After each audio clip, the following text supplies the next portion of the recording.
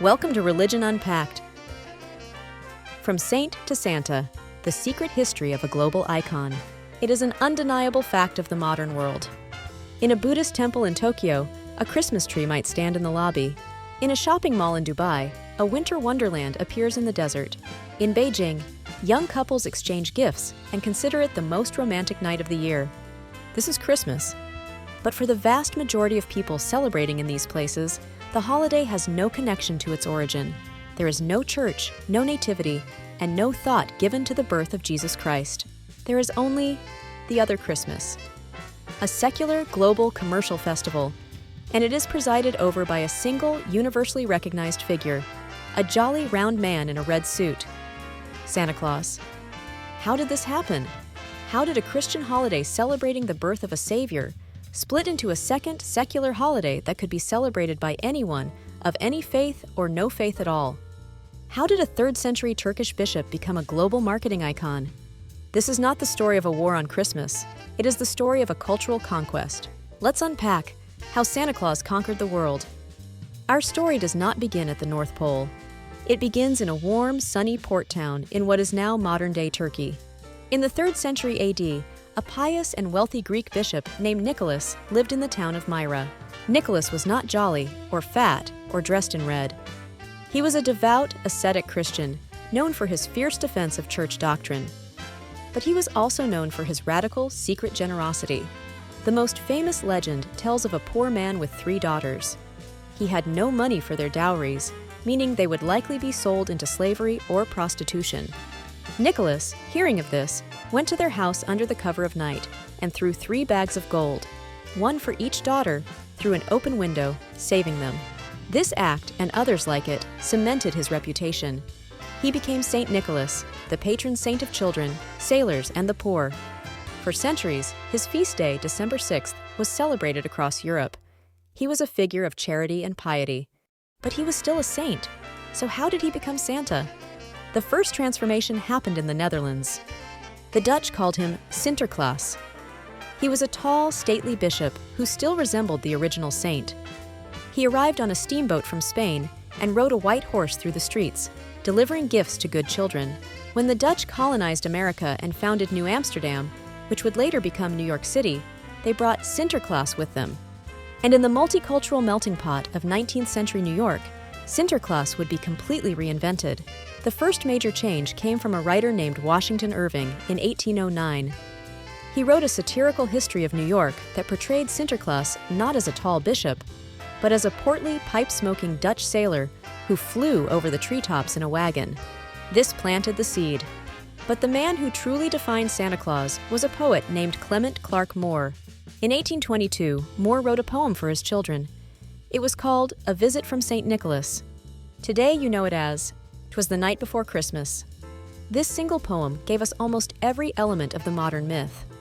It was Moore who described him as a jolly old elf. It was Moore who said he had a little round belly that shook when he laughed like a bowl full of jelly. And it was Moore who gave him his transportation, a miniature sleigh pulled by 8 named Reindeer. This poem, "'Twas the Night Before Christmas," was a sensation. It decoupled Saint Nicholas from his religious Turkish origins and repackaged him as a magical, non-denominational American folk hero. But he still didn't have a definitive look. That job fell to a man named Thomas Nast. Nast was one of the most powerful political cartoonists in American history. During the Civil War in the 1860s, Nast drew a series of illustrations for Harper's Weekly. His drawings, based on Moore's poem, showed Santa as a fat, jolly, bearded man. He was the first to give him a red, fur-trimmed suit. He was the first to give him a permanent home, the North Pole. And he was the first to give him a workshop full of elves, making toys. By 1881, the modern Santa Claus had been fully invented. He was an American creation. This brings us to the most famous myth of all, Coca-Cola. It is a common belief that Coca-Cola invented the red suit. This is not true.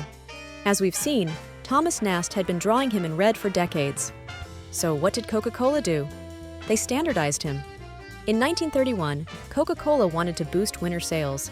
They hired an illustrator named Haddon Sundblom to create a wholesome Santa for their ad campaign. For the next 30 years, Sundblom's paintings of a warm, rosy-cheeked grandfatherly Santa drinking a Coke became one of the most dominant and consistent advertising campaigns in the world. These ads didn't create Santa, but they cemented his image in the global consciousness. They turned him from a folk hero into a global brand mascot. And a brand is much, much easier to export than a religion. This is the key. After World War II, as American culture, movies, and products flooded the globe, they brought Santa Claus with them. And he was the perfect ambassador for a commercial Christmas. He required no belief in God. He required no knowledge of the Bible. He was not a savior. He was a salesman. He told you to buy gifts, to gather, and to be joyful. He was the spirit of consumption, generosity, and family, all rolled into one. The most extreme example of this is Japan. Christianity is a tiny minority in Japan. Christmas has no religious roots there at all. But after the war, American culture was seen as modern and sophisticated. Department stores began using Christmas decorations to drive sales.